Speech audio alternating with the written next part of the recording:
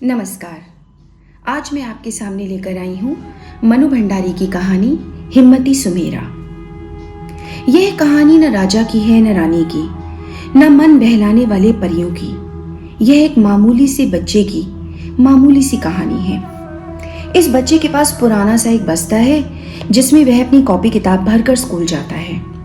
इसके पास ढेर सारी हिम्मत भी है जिससे वह मुश्किल काम भी आसानी से कर लेता है। इसकी प्यार दुलार करने वाली माँ नहीं है और न ही इसको दुख देने वाली सौतेली माँ है। केवल एक बाप है जो सारे दिन बस अड्डे पर या इधर उधर मार ढोता है। बच्चे का नाम है सुमेर सिंह, पर सब उसे प्यार से सुमेरा कहते हैं। रात में बाप सुमेरा को अपने पास लिटाकर बहुत प्यार करता है। उसे दुनिया भर की बातें बताता है। सच्चाई और ईमानदारी की घुट्टी उसने सुमेरा को बचपन से ही पिलाई है।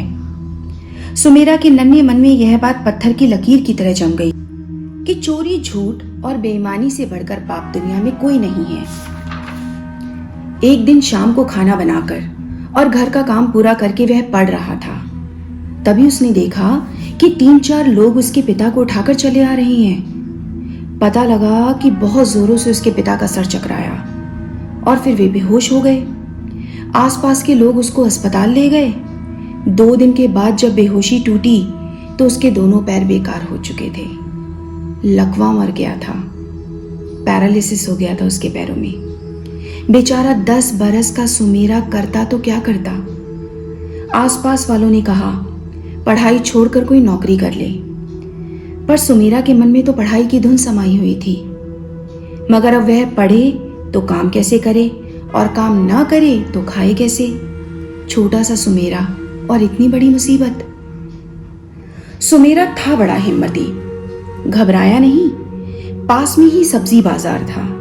उसने तय किया 12 से 5 तक वह स्कूल जाएगा, सवेरे शाम पिताजी को देखेगा और सब्जी या फल कुछ भी बेच डालेगा। इस तरीके से उसका हाथ खुला रहेगा। सुमेरा ने सोच तो लिया, पर सोचने से ही काम हो जाता है क्या? फल या सब्जी खरीदने के लिए पैसा कहां से आए? खरीदेगा नहीं तो बेचेगा क्या? आसपास किसी से मांगना बेकार है। सभी इतने गरीब, अपना ही पेट भर लें वो ही गनीमत है। रात भर सुमेरा सोचता रहा कि करे तो क्या करे, मांगे तो किससे मांगे। दूसरे दिन स्कूल गया और सीधे मास्टर साहब के सामने खड़ा हो गया।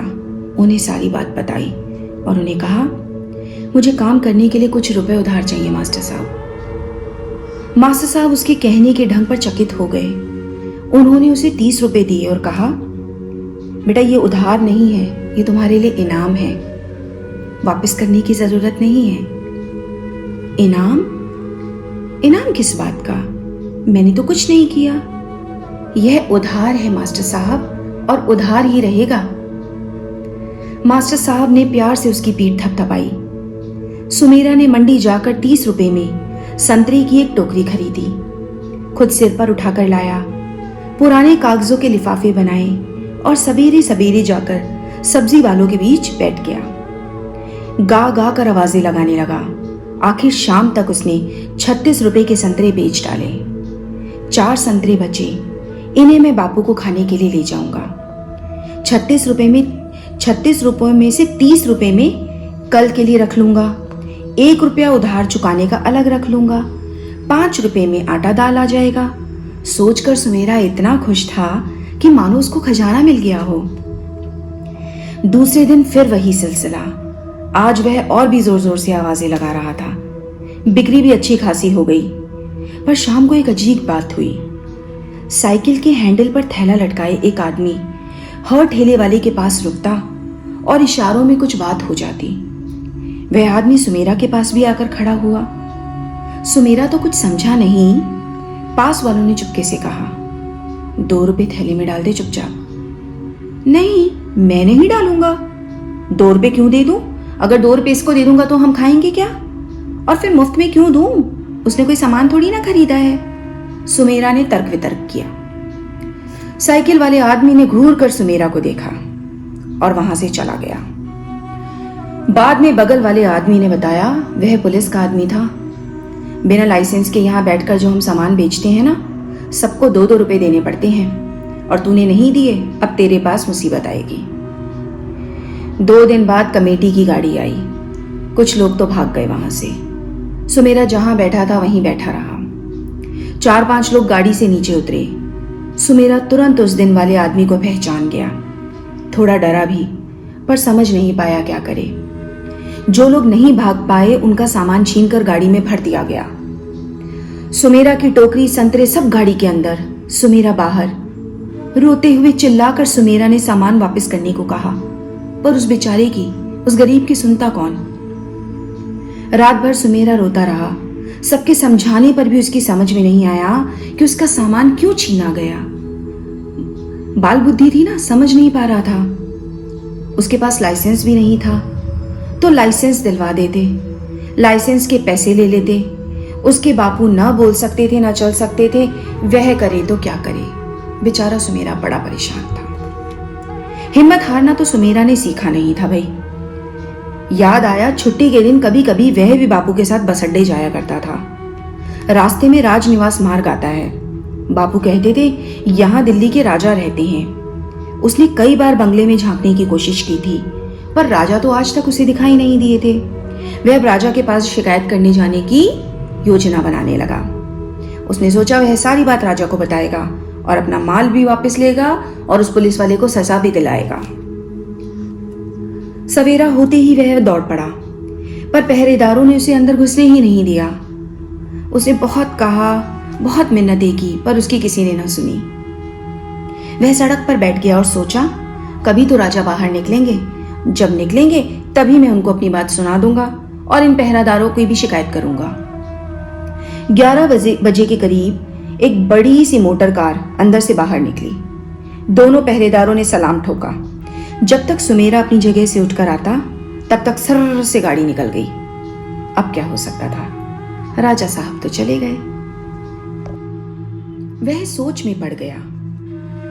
फिर से सुमेरा सोचने लगा, राजा साहब गए हैं तो लौटकर भी तो आएंगे। मैं घर नहीं जाऊंगा, आज बापू को भी नहीं देखूंगा। जब तक राजा साहब को अपनी बात नहीं बता लेता यहां से हिलूंगा भी नहीं। शाम को दूर से ही वह गाड़ी पहचान गया। दौड़कर बिना किसी डर के दोनों हाथ फैलाकर बीच सड़क में खड़ा हो गया। गाड़ी रोककर ड्राइवर ने उसे फटकारा। दरवाजे से दरबान दौड़कर उसे खींचने लगा, पर वह छूटकर राजा साहब की खिड़की के पास पहुंच गया। राजा साहब मेरी बात सुनिए, मैं सवेरे से यहां खड़ा हूं, आपको मेरी बात सुननी ही पड़ेगी, मेरे साथ न्याय करना पड़ेगा। कहते कहते वह सुबकने लगा। पता नहीं सुमेरा के चेहरे पर कुछ था या उसके कहने के ढंग में कुछ था। राजा साहब ने उसे भीतर आने को कहा। राजा साहब सोफे पर बैठे हुए सब कुछ सुन रहे थे। सुमेरा सारी बात बता रहा था।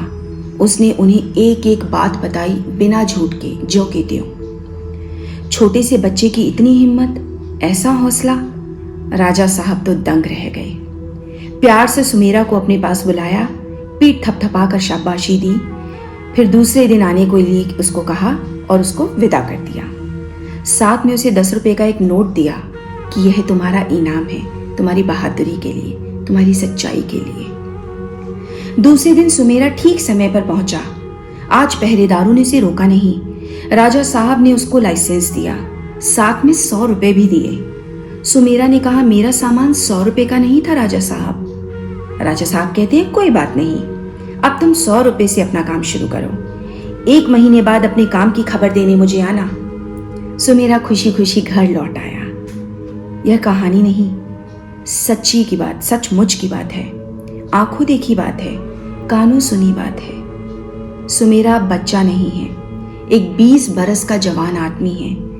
अपने बापू का इलाज करवाकर उसने उन्हें इस लायक कर दिया है कि शाम को जब वह कॉलेज पढ़ने जाता है तो बापू दुकान पर बैठकर फल बेचा करते हैं। अपनी झुग्गी तुड़वाकर उसने 2 कमरों का एक पक्का मकान बनवा लिया है। दिल्ली के सब्जी बाजार में सबसे सुंदर और सजी हुई जो दुकान आपको दिखाई देगी ना, वो सुमेरा की ही होगी।